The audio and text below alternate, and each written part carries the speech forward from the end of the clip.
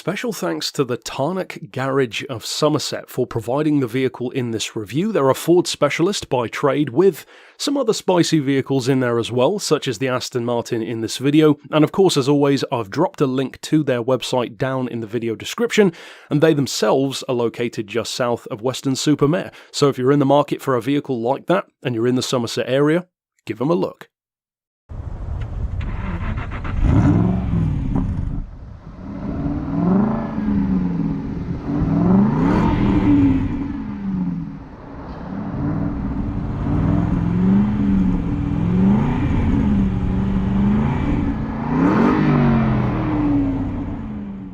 The single biggest reason why I wanted to review this particular Aston Martin on the channel, the 2014 shaped V8 Vantage Roadster, actually has very little to do with the fact that it's the Roadster. It has very little to do with its performance, even the badge, you could say. Yes, it's cool that it's an Aston Martin, but the reason why I picked this one out specifically is because of what it represents.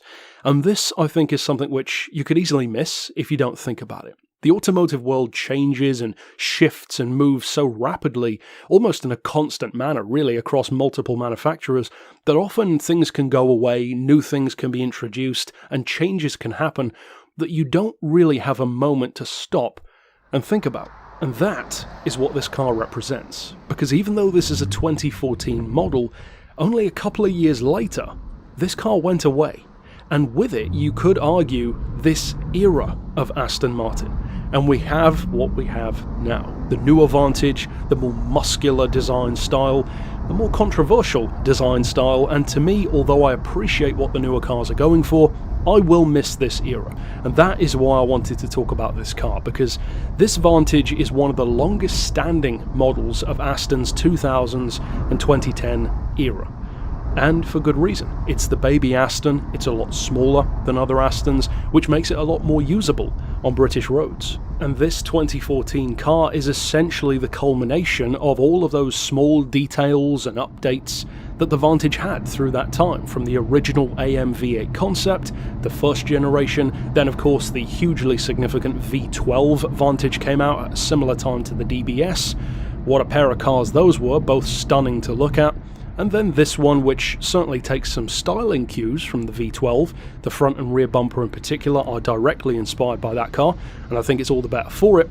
But then only a couple of years after this, we had the total re-engineering and redesign of essentially the entire range.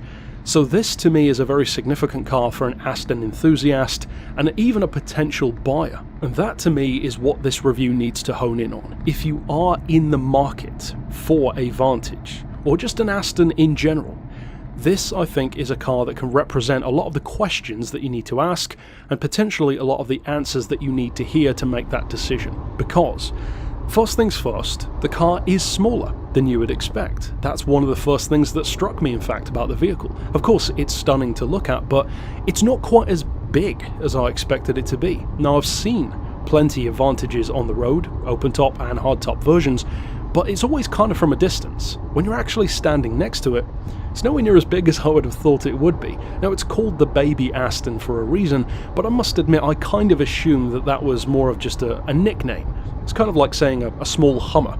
It doesn't exist. I thought that that was the same for the Vantage. But the proportions of the car actually are surprisingly modest.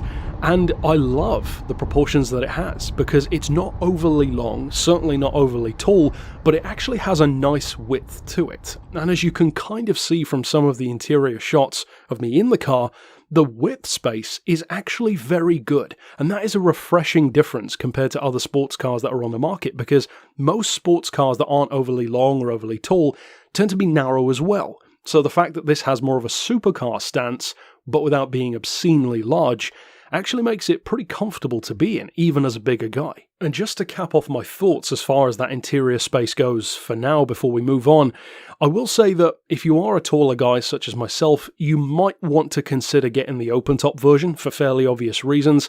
Unlimited headroom. Now, as far as the performance goes, that's another interesting point to talk about, because as you can tell from the video at certain points, this is not a manual. This is the sports shift. so you have a conventional automatic setup with the paddles as well. And that in its own right is something which some Aston enthusiasts, and certainly some sports car enthusiasts in general, will immediately dislike. Oh, why would you want an automatic? Give me an old school manual. That I think is an important statement to make, because for me personally, I love autos.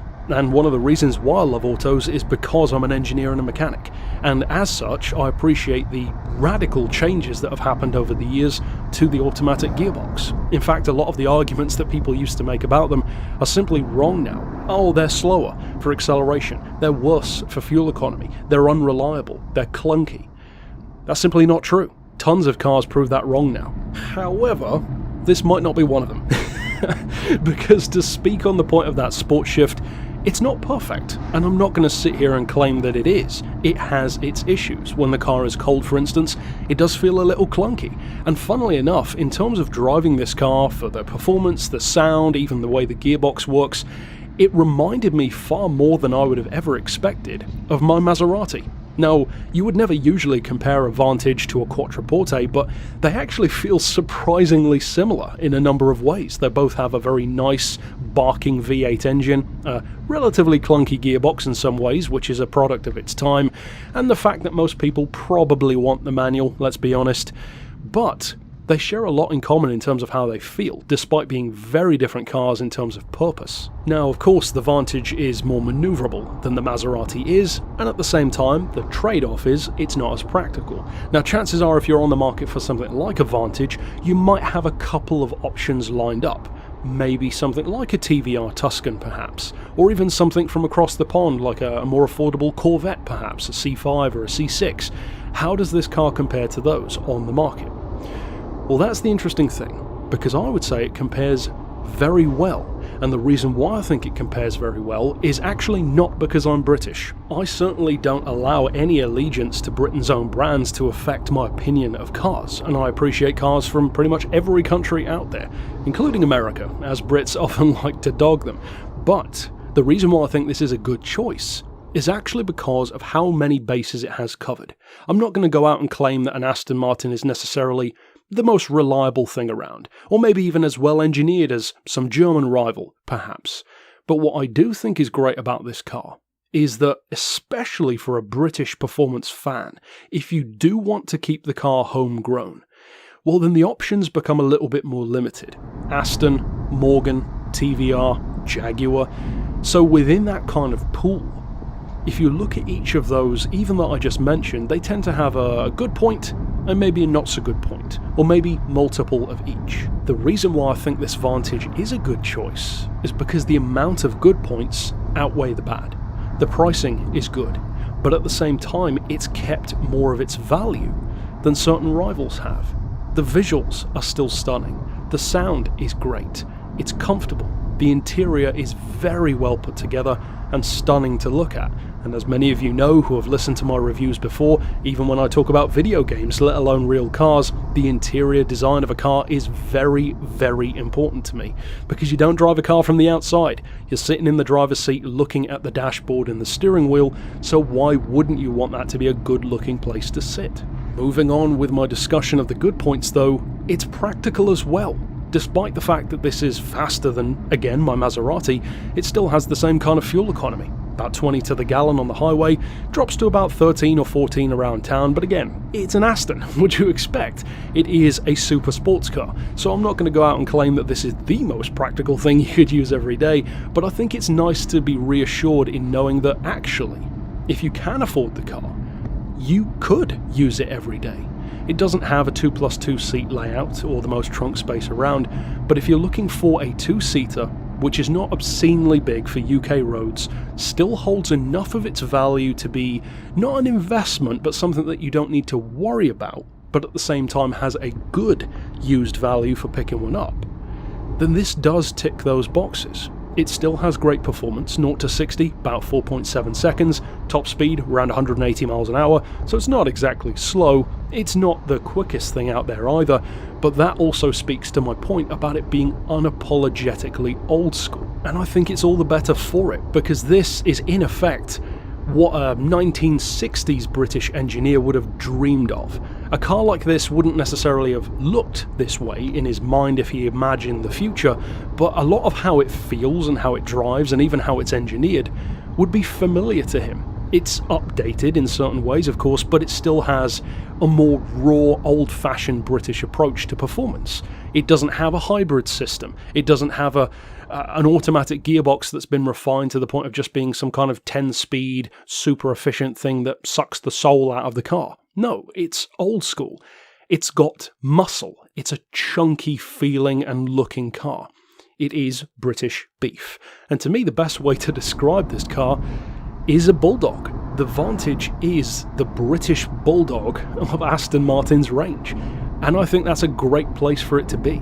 It gives you the kind of raw, visceral experience that something like a TVR or a Marcos or a Morgan might attempt to, but with more dealer support, easier to find parts, and even in the case of something like a TVR comparison, better reliability as well, which is a nice advantage to have if you are going to use the car more than maybe once a year and have it in the garage for the rest of the time. So I think that even though this car is a little bit older now, 6 years or so, it doesn't feel it. To me, it's a car which is as modern as it needs to be, and not a minute more. It's not trying to be futuristic.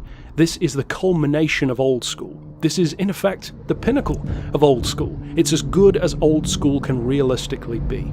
And I think that gives the car a lot to love. So if that sounds like the car for you, certainly try to source one on the market. And another great thing about the Vantage is there are so many options to choose from. You've got the older ones, the facelifts, V8s, V12s, open top, hard top, and of course a number of special editions as well, from the N430s even up to the mighty GT12. So if you enjoyed this review, of course, stick around for more on the channel, and click here on screen to see my other car reviews and motorcycle reviews as well. But until next time, I'll see you then, and for now, as always, thanks for watching.